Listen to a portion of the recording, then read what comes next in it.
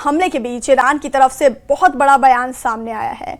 Iran की revolutionary guard corps ने दावा किया है कि उसने खाड़ी देश क्षेत्रों में अमेरिकी मिलिट्री ठिकानों पर बड़े हमले किए हैं और इन हमलों में दुबई में की गई स्ट्राइक में अमेरिका के 100 से ज्यादा सैनिकों की मौत हुई है।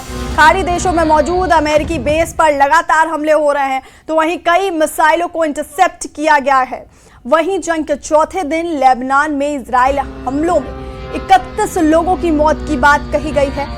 वहीं कतर ने कहा कि उसकी एयरफोर्स ने ईरान से आ रहे 2 Su-24 जेट, 7 बैलिस्टिक मिसाइल और 5 ड्रोन को इंटरसेप्ट किया।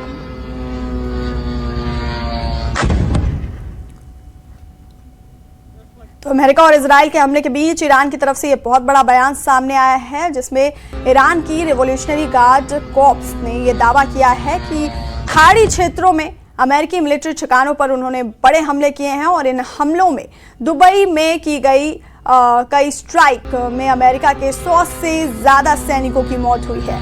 खाड़ी देशों में मौजूद अमेरिकी बेस पर लगातार हमले हो रहे हैं, वहीं कई मिसाइलों को इंटरसेप्ट किया गया है। वहीं जंग के चौथे दिन लेबनान में इजराइल हमलों में 31 लोगों की मौत की बात भी कही गई है।